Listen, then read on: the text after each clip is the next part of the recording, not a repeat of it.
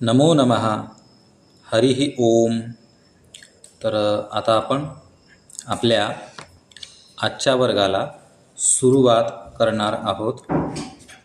आणि जसे की आपण सर्वांनाच माहिती आहे की आज शुक्रवार आहे, त्यामुळे शुक्रवारी आपण पंचतंत्र कथा हा वर्ग घेतो. तर आता तर पंचतंत्र कथा पुस्तक मी उघडतो. तुम्हाला माझी स्क्रीन दिसत आहे ना? हां. तर एक कथा आपण मागच्या पाठामध्ये शिकलो होतो. आता आपल्याला दुसरी कथा शिकायची आहे.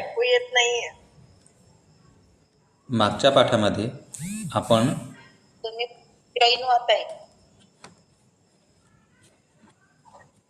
पाठामध्ये आपण पहिली कथा शिकलो होतो. आता आपण दुसरी कथा शिकूया. कथा क्रमांक 2, वंचकः बकः. आधी मी पूर्ण कथा एकदा वाचून घेतो, तिचं आदर्श वाचन करतो आणि त्यानंतर मग आपण या कथेच्या अभ्यासाला सुरुवात करूया.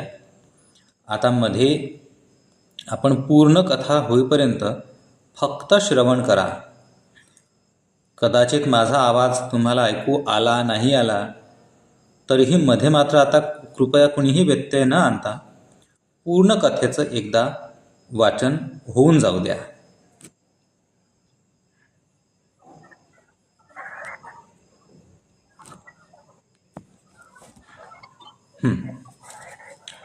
आणि ही कथा वाचन करत असताना प्रत्येक शब्दाच्या उच्चारणाकडे आपण सर्वांनी लक्ष द्यावं. द्वितीया कथा वंचकः बकः. कुत्रचित् अरण्यप्रदेशे एकः सरोवरः आसीत्. तत्र बहवः जलचराः आसन्. कश्चन बकः अपि तत्र बहुकालतः वसति स्म. कालान्तरे सः बकः वृद्धः अभवत्. वार्धक्यकारणतः सः मत्स्यान् ग्रहीतुम् अपि असमर्थः अभवत्. इदानीं कथम् आहारः सम्पादनीयः इति चिन्तयन् सः एकम् उपायम् अन्विष्टवान्. सरोवरस्य तीरे स्थित्वा अश्रूणि मुञ्चन् सः रोदनम् आरब्धवान्.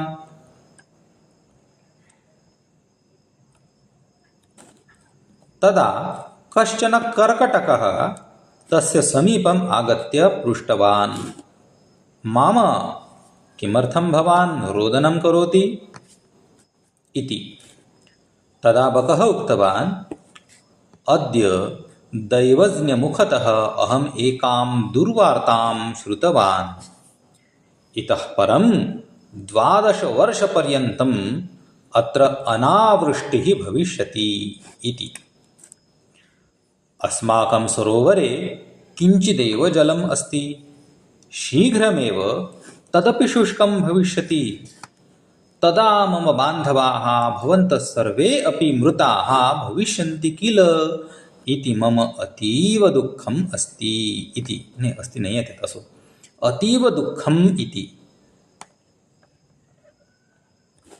तत् श्रुत्वा कर्कटकः तां वार्ताम् अन्यजलचरान् निवेदितवान्. ते सर्वे अपि भीताः सन्तः बकस्य समीपम् आगतवन्तः. विनयेन तं पृष्टवन्तः, माम अस्माकं प्राणरक्षणार्थं कोऽपि उपायः अस्ति किम् इति. तदा बकः उक्तवान्,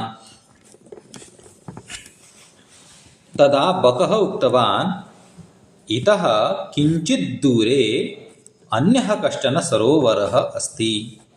तत्र प्रभूतं जलम् अस्ति. तत् कदापि शुष्कं न भविष्यति. यदि भवन्तः मम पृष्ठम् आरोहन्ति तर्हि अहं भवतः सर्वान् तत्र नयामि इति। तदा ते जलचराः महता उत्साहेन तं परितः स्थितवन्तः। बकः तान् पृष्ठे आरोप्य ततः प्रस्थितवान्। किञ्चित् दूरे एका शिला आसीत्। तत्र तान् स्थापयित्वा सः सन्तोषेण खादितवान्। एवमेव सः बहून् जलचरान् खादितवान्। एकस्मिन् दिने कर्कटकः उक्तवान्, माम अद्य मां नयतु इति। अस्तु, अद्य कर्कटकस्य मांसं खादामि इति चिन्तयित्वा बकः तं पृष्ठे आरोपितवान्, वध्यशिलां प्रति गतवान् च। कर्कटकः दूरादेव शिलायां पतितानि अस्थीनि दृष्ट्वा बकस्य दुरालोचनां ज्ञातवान्। अतः सः स्वदन्तद्वयेन बकस्य कण्ठं दृढं गृहीतवान्। वेदनया रोदनं कुर्वन् सः वंचकः बकः मृतः। तर बघा, अतिशय साधी, सोपी आणि सरळ ही कथा होती. आपण यांचं एकदा वाचन केलं. आता आपण या कथेचा अनुवाद पाहणार आहोत. म्हणजे शब्दशः आपण या कथेचा आपण आता अभ्यास करणार आहोत. तर सुरुवात शीर्षकापासून. वंचकः बकः. बघा, हा जो शब्द आहे ना इथं वंचकः, हा शब्द नीट वाचन बऱ्याच लोकांना करता येत नाही. म्हणजे याचं उच्चारण वंचक असं करायचं असतं. तिथं जो पुढे आपल्याला अर्धवर्तुळ दिसत आहे ना, तो न चा उच्चारण आहे. तर वंचकः बकः. वंचक म्हणजे फसवणारा, लबाड. बाळा बोलू नये, वर्ग सुरू आहे. तर लबाड बगडा असं या कथेच्या शीर्षकाचा अर्थ होतो. वंचकः म्हणजे लबाड, फसवणारा, आणि बकः बगडा. तर आता आपण पहिलं वाक्य पाहूया या कथेचं.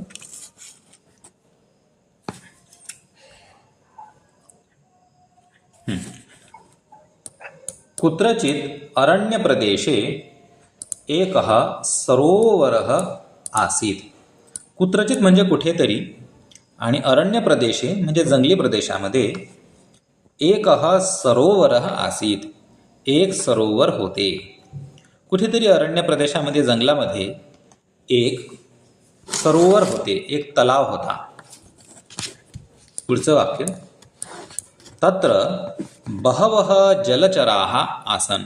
तत्र म्हणजे तिथे, तिथे म्हणजे कुठे, तर त्या तलावामध्ये. तर त्या तलावामध्ये बहवः जलचराः आसन्. बहवः खूप सारे, आणि जलचराः म्हणजे पाण्यात जगणारे जीव.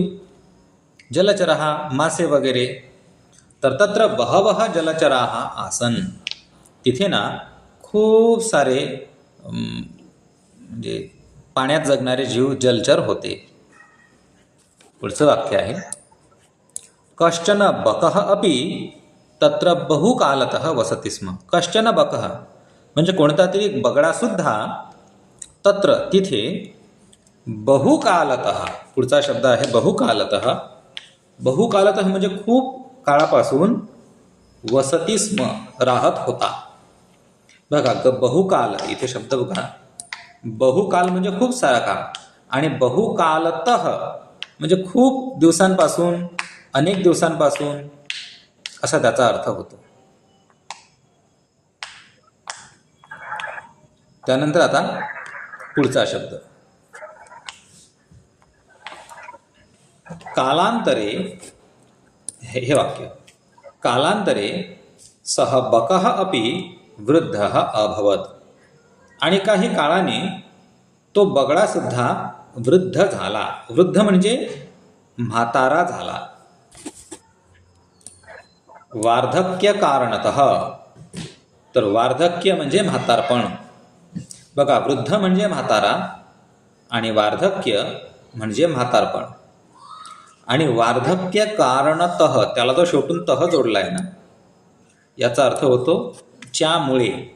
तर वार्धक्य कारणतः, तर म्हातारपण या कारणामुळे, सह मत्स्यान ग्रहीतुम अपि असमर्थः अभवत.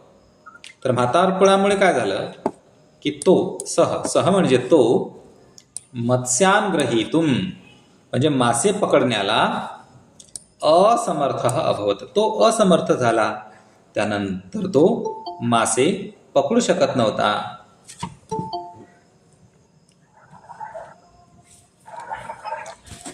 त्यानंतर आता पुढे, इदानीम कथम आहार संपादनीय. तर आता कशा प्रकारे आपला आहार मिळवायचा, कशा प्रकारे भोजन मिळवायचं, इति चिंतयन, असं विचार करत, सह एकम उपायम अन्विष्टवान. पुढचा शब्द आहे सह एकम उपायम, एक उपाय, आणि अन्विष्टवान, अन्विष्टवान म्हणजे शोधला. तर अशा प्रकारे विचार करून त्याने एक उपाय शोधला. तर त्याने काय उपाय शोधला हे आहे पुढे. तो म्हणतो सरोवरस्य तीरे स्थित्वा. बघा आता तो काय करतो, सरोवरस्य तीरे स्थित्वा, तो जो तलाव होता त्या तलावाच्या काठावर उभं राहून, अश्रूणी मुंचन, अश्रूणी म्हणजे अश्रू, आणि अश्रूणी मुंचन, मुंचन म्हणजे सोडत. तर आपल्या डोळ्यातून आपले अश्रू गाळत, अश्रू ढाळत, सह रोदनम आरब्धवान, तो त्याने रोदन म्हणजे रडणे सुरू केले. तर अशा पद्धतीने आपण पहिला पॅरेग्राफ पाहिला. तर यामध्ये कोणता शब्द जर तुम्हाला समजला नसेल तर विचारा, अन्यथा आपण पुढे जाऊ.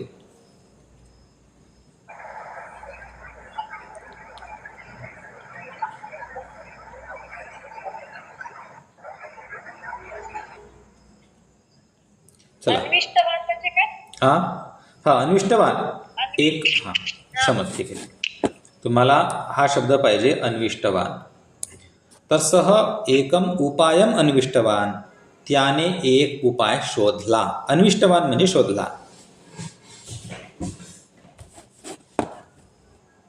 चला आपण आता पुढे जाऊया. इथून पासून आपण आता पुन्हा सुरुवात करू.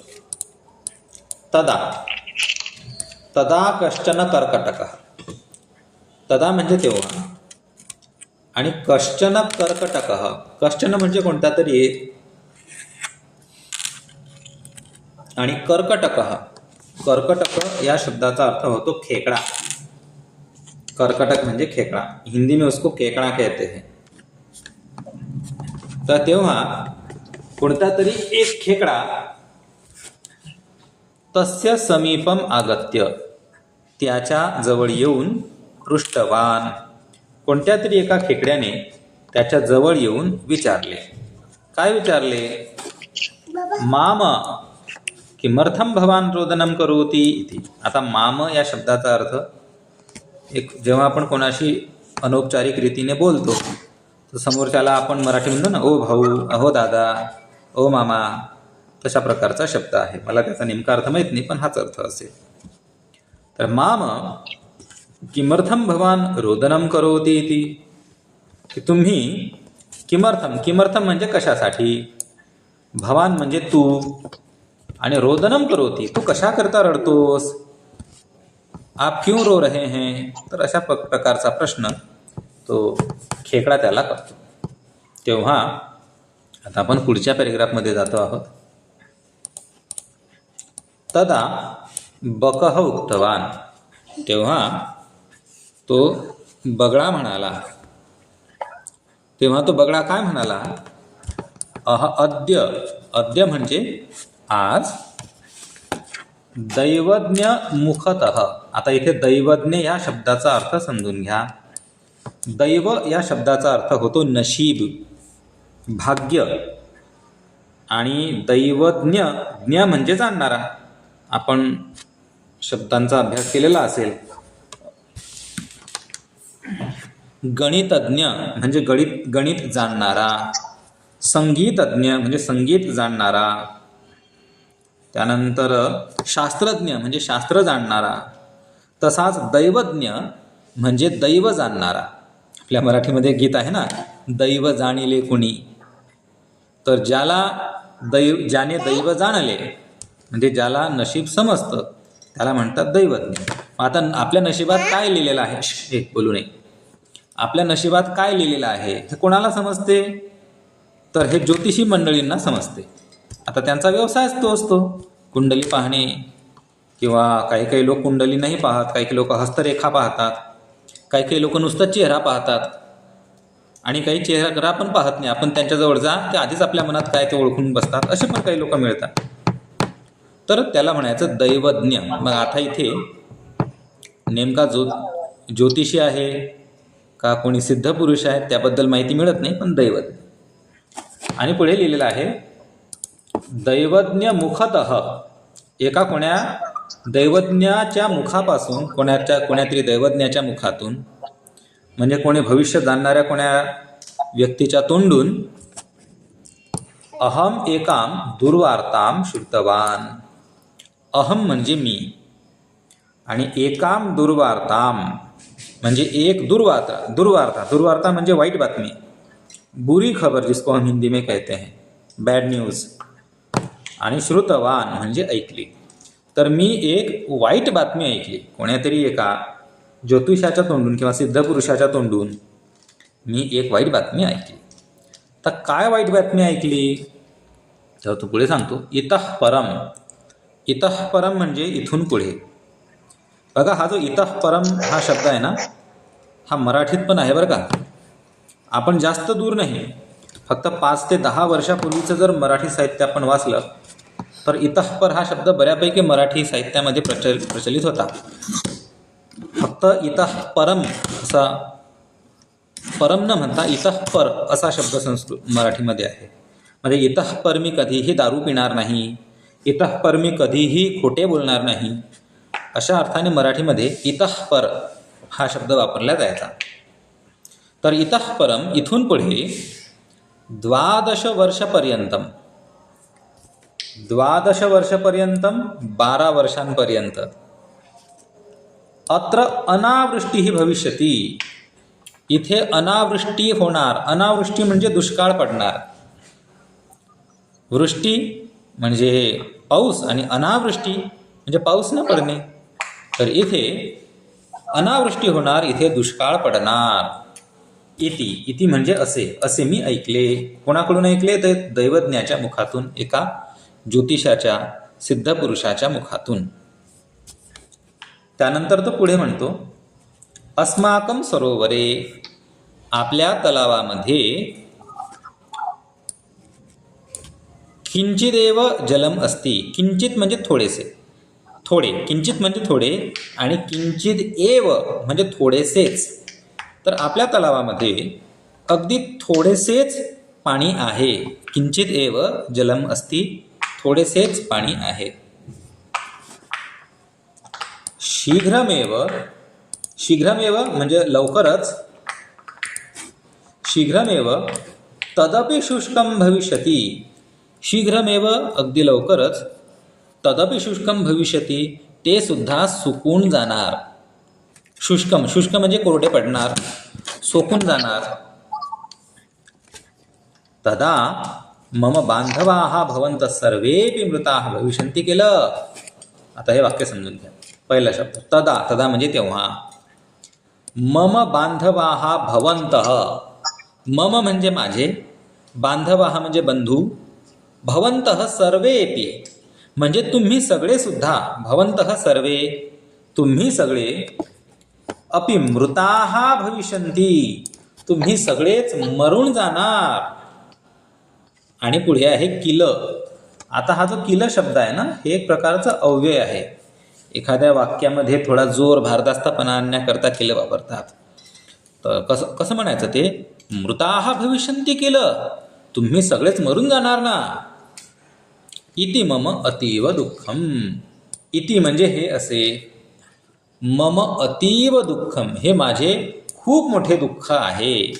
आता बघा, तो आधी रडत होता. ते रडत असताना एका खेकड्याने त्याला पाहिलं. खेकड्याने विचारलं की बाळा की बाबा तू का रडतोयस रे? तर त्याचं उत्तर त्यानं सांगितलं की मला एका सिद्ध पुरुषाने सांगितलं की आता इथून पुढे 12 वर्ष पाऊस पडणार नाही. आता 12 वर्ष पाऊस पडणार नाही, त्यामुळे आता आपल्या तलावात तर फार कमी पाणी आहे, ते लगेच सुकून जाणार. मग तुम्ही माझे सगळे बांधव मरून जाणार ना, म्हणून मी इथं दुःखी आहे. चला, तर ह्या 2 परिच्छेदांमध्ये कोणाला प्रश्न असतील तर विचारा.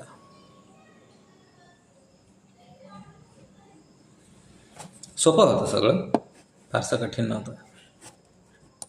चला पुढे जाऊया आता.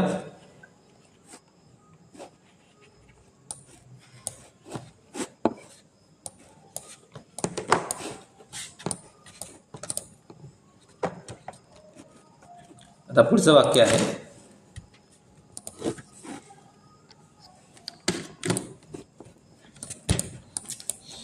काय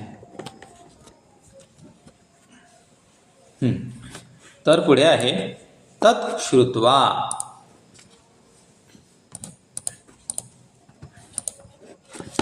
तत् श्रुत्वा कर्कटकः.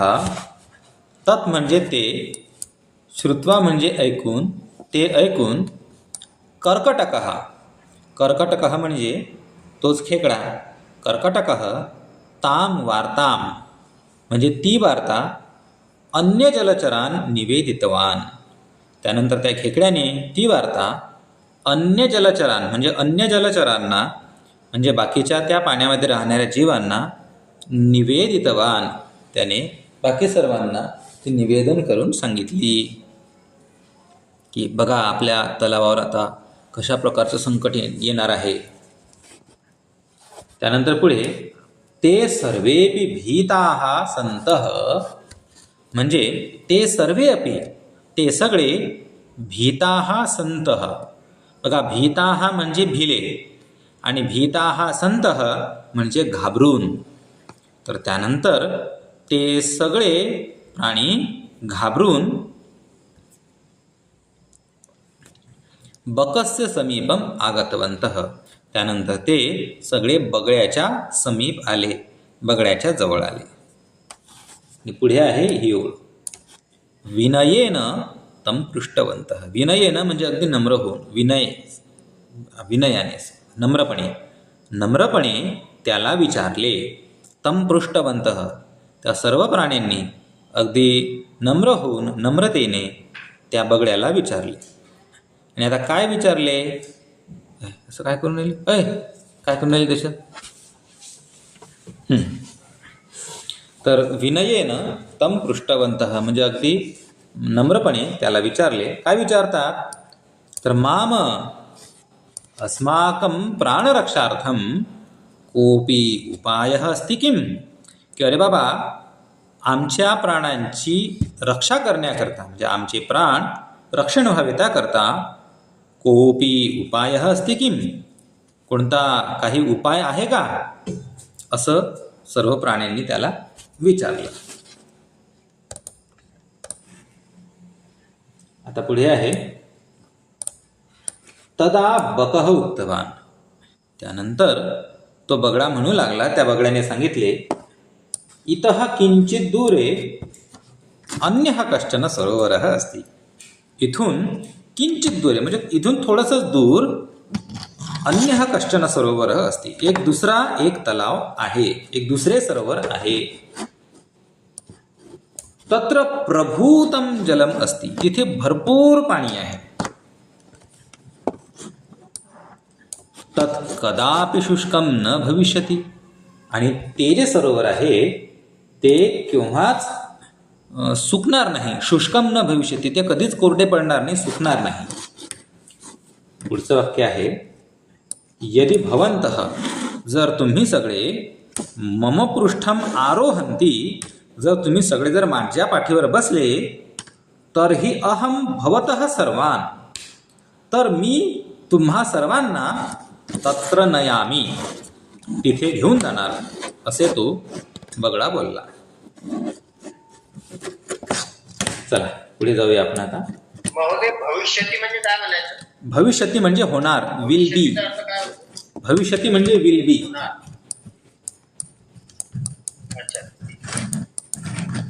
विल बी होणार. आणि इथे लिहिलेलं आहे शुष्कम न भविष्यती, हे म्हणजे निगेटिव्ह वाक्य आहे. म्हणजे शुष्कम न भविष्यती म्हणजे शुष्क नाही होणार. It will not be dry असा अर्थ. आरोहंती म्हणजे बसणे का? चढणे, टू क्लाइंब, चढणे. जर तुम्ही माझ्या पाठीवर चढाल, पण आता इथं बघा शब्दांचे म्हणजे शब्दशः अर्थ अनुवादामध्ये कधीच घेत नसतात. कारण की प्रत्येक भाषेमध्ये एक शब्द ज्या अर्थाने वापरतात तर तसाचा तसा दुसऱ्या भाषेमध्ये शब्द वापरत नाही. आता आरोहण करणे म्हणजे चढणे, पण आता तो बगळा विचारतो तुम्ही जर माझ्या पाठीवर चढाल तर, पण आपण मराठीमध्ये पाठीवर चढत नाही, आपण पाठीवर बसतो, बरोबर ना. त्यामुळे अनुवाद करताना ह्या बारीक गोष्टींचा आपण काय म्हटलं? आरोहंती तर्री. नाही हां नाही, तसं नाही. बघा इथे आहे ना 2 शब्दांची जोडी आहे, मी तुम्हाला समजावून सांगतो सर्वांना. बघा यदी तरही, यदी म्हणजे जर आणि तरही म्हणजे तर.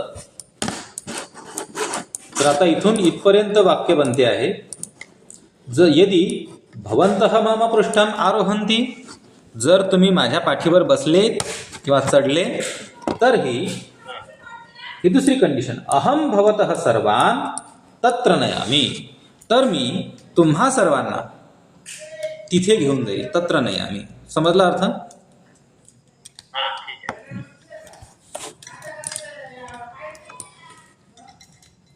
पुढे आहे तदा ते जलचराः महता उत्साहेन तम परितः स्थितवन्तः, तेव्हा ते सगळे जलचर प्राणी मोठ्या उत्साहाने तम परितः म्हणजे त्याच्या भोवती आणि स्थितवन्तः म्हणजे उभे राहिले. तर तेव्हा ते सगळे जलचर सगळे प्राणी मोठ्या उत्साहाने तम परितः स्थितवन्तः त्याच्या भोवती उभं राहिले. पुढे आहे पुढचं वाक्य बकः तान पृष्ठे आरोप्य, म्हणजे हा बगळा त्या सर्वांना पृष्ठे आरोप्य म्हणजे पाठीवर बसवून ततः प्रस्थितवान, बगळा त्यांना पाठीवर बसवून तिथून प्रस्थान करता झाला. त्यांनी तिथून प्रस्थान केले, तिथून तो निघून गेला. आणि पुढे मात्र त्याने काय केलं, किंचित दूरे एका शिला आसीत, आणि तिथून थोडं दूर एक तलाव वगैरे काही नव्हता, तर एका शिला आसीत, तिथे एक दगड होता, दगड. तत्र तान स्थापयित्वा सह संतोषेण खादितवान, आणि तिथे त्याने त्यांना ठेवून संतोषाने म्हणजे अगदी निश्चिंतपणे शांतपणे त्यांना खाऊन टाकले. एवमेव म्हणजे अशाच प्रकारे सह बहून जलचरान खादितवान, अशाच प्रकारे तो त्याने खूप साऱ्या जलचरांना प्राण्यांना खाल्ले. आता पुढचा उतार.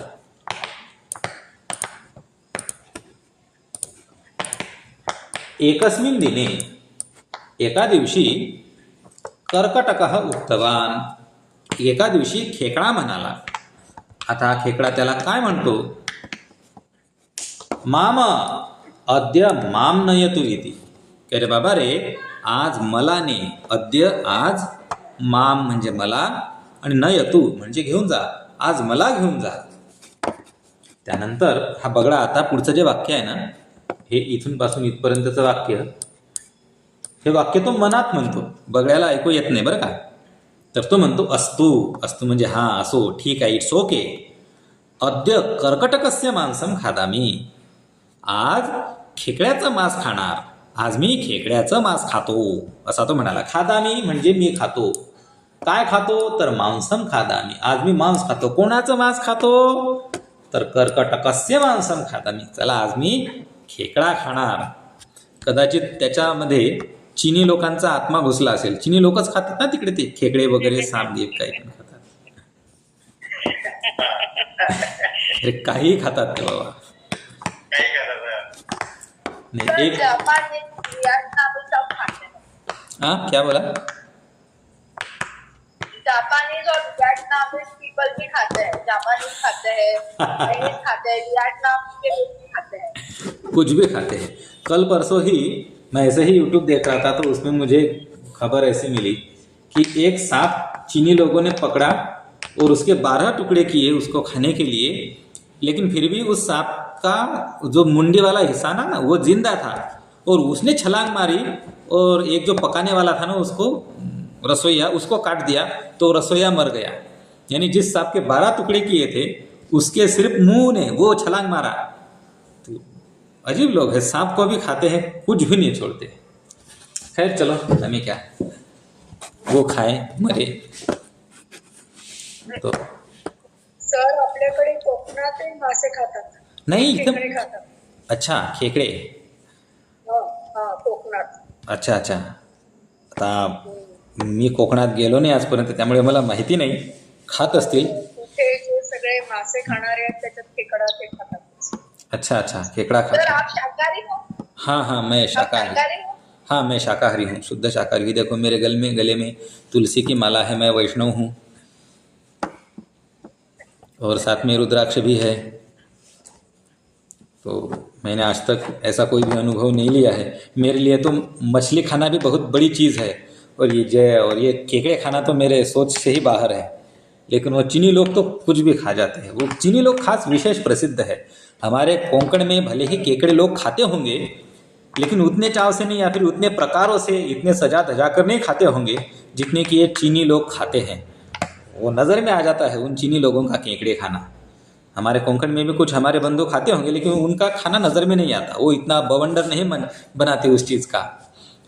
असं असं म्हणतात खेकडा खोबऱ्यासारखा लागतं असं म्हणतात. अरे बापरे, ते मला माहिती आहे, पण मी ऐकलंय.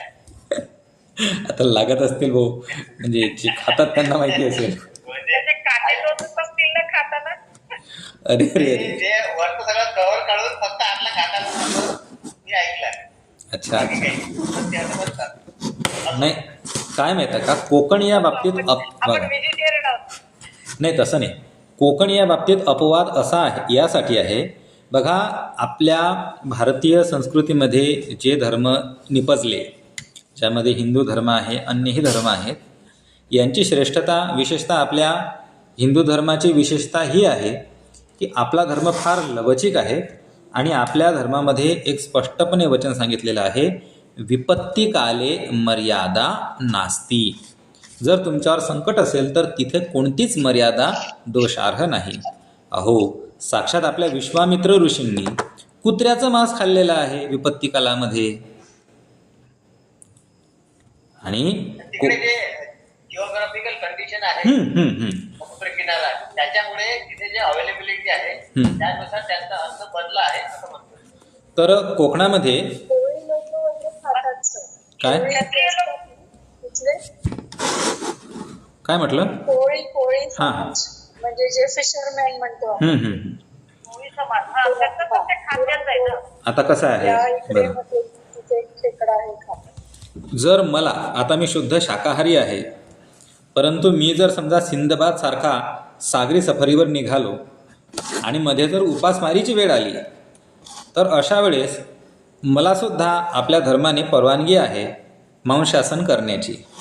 तर विपत्तिकाले मर्यादा नास्ती. आणि कोकण हा प्रदेश असा आहे की बाय डिफॉल्ट तिथे राहणे, तिथं जर आपल्याला जीवन जगायचं असेल तर तिथं मांसासन करणे ही अनिवार्यता बनते. त्यामुळे तिथे मर्यादा नाही. चला, हा श्लोक कुठून आला सर? हा हा श्लोक कुठून आला?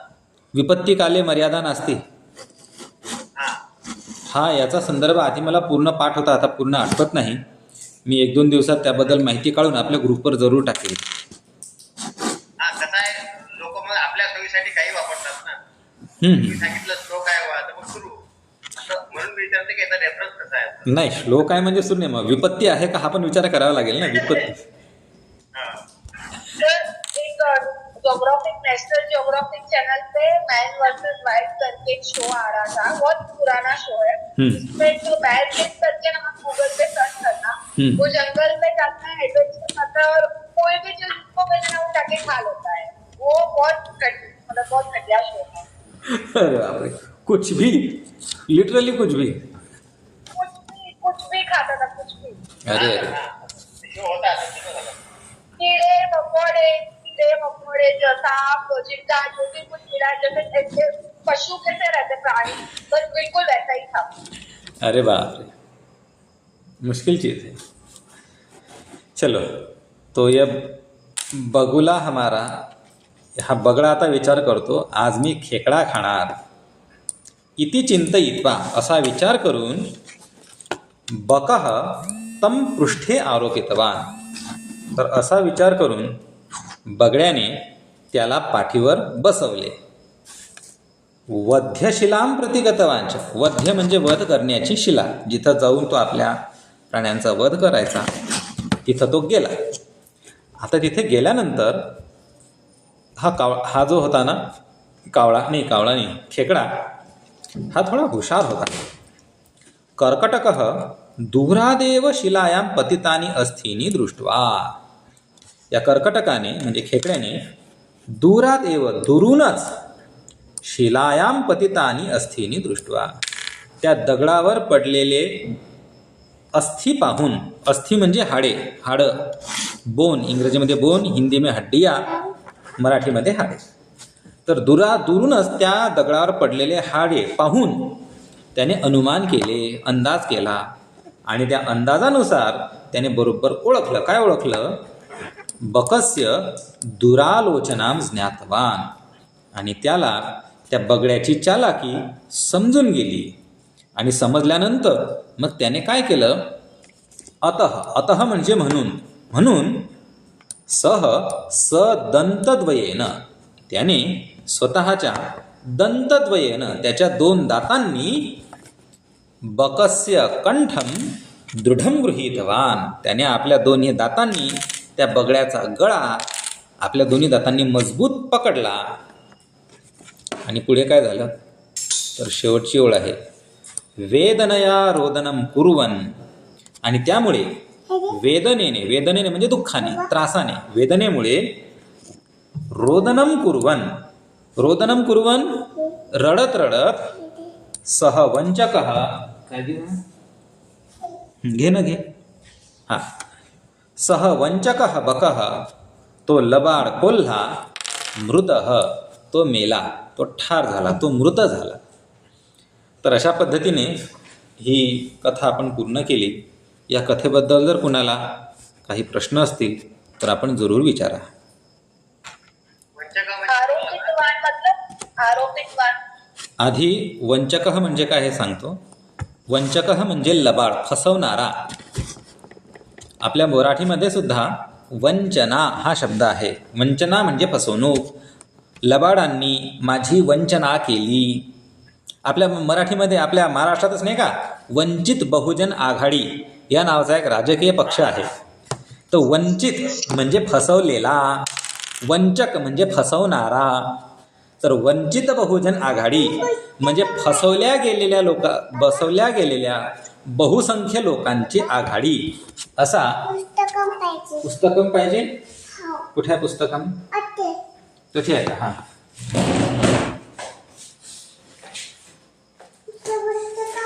आईचं पुस्तकम कुठे आहे? देवतीच्या पुस्तकामध्ये. हां, तर वंचक म्हणजे फसवणारा आणि वंचित म्हणजे फसवल्या गेलेला.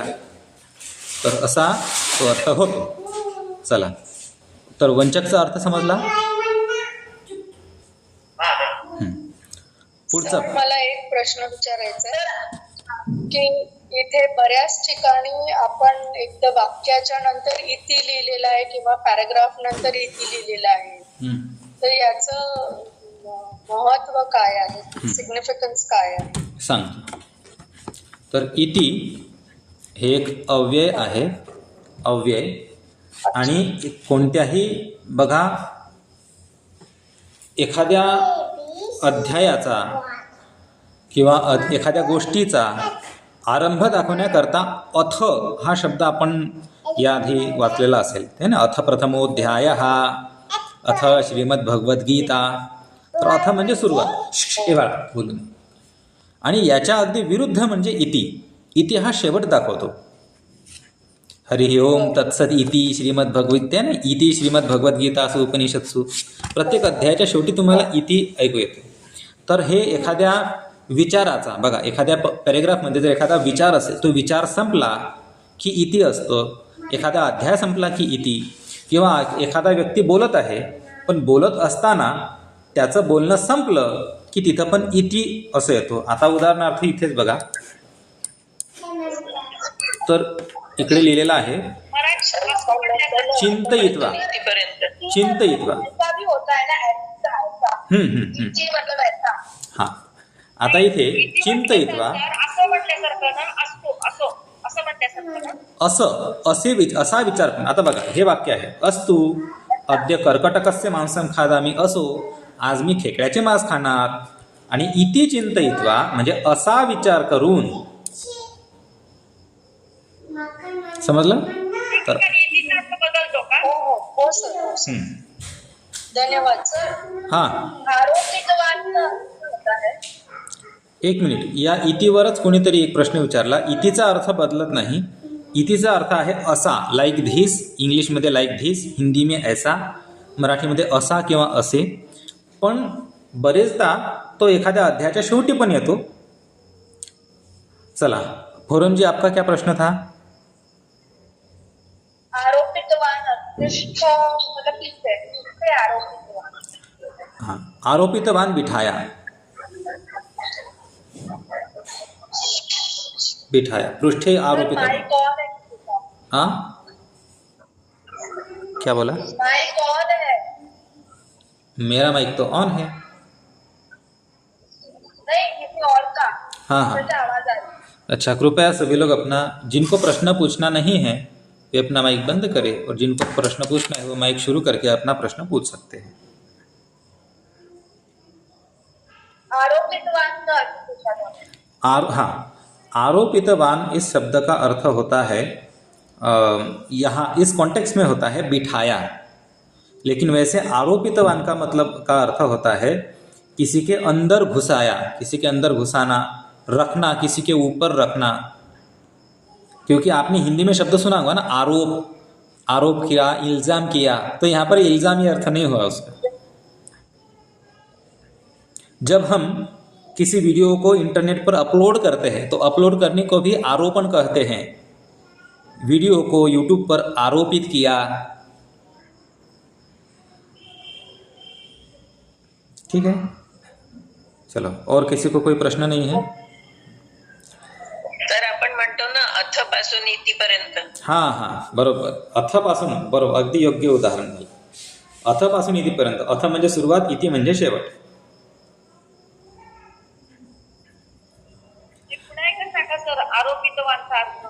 हां, आरोपितवान शब्दाचा अर्थ आहे म्हणजे कुठेतरी असे लावणे. आता वृक्ष आरोपण, तुम्ही म्हणाल वृक्षारोपण म्हणजे झाड लावणे. यूट्यूबवर व्हिडिओ अपलोड करणे, त्यासाठी सुद्धा आरोपण हा शब्द आहे. यूट्यूबवर व्हिडिओ आरोपित केला. आणि आपण जो म्हणतो ना मराठीमध्ये इल्जाम लगाना, आरोप लगाना, तर तो आरोप नाही आहे, तो दोष आहे. दोषाचं आरोपण केलं. दोष हा आरोपित केला जातो, पण आपण नुसता आरोप घेतो तिथं. म्हणजे संदर्भानं आता हां, तो दोषारोपण, दोषाचं आरोपण करणं. दोषाचं आरोपण जसं करतात ना, तसं स्तुतीचं पण आरोपण होऊ शकतं की त्या माणसाकरता फार स्तुती आरोपित केली. पण आजकाल आरोप हा शब्द एवढा कुप्रसिद्ध झाला की त्याचा मूळ अर्थ हरवला. आरोप शब्दाचा मूळ अर्थ आहे कशावर तरी लागू करणे, ठेवणे. पण आता दोष हा आरोपण करणं म्हणजे दोष लागू करणे असा होतो. पण मुळात आरोप हा शब्द आज कुप्रसिद्ध झाला.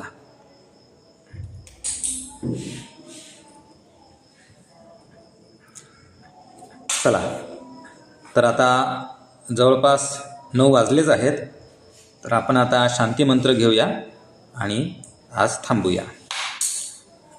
सर्वे भवन्तु सुखिनः, सर्वे भवन्तु निरामयाः, सर्वे भद्राणि पश्यन्तु, मा कश्चित् दुःखभाग् भवेत्.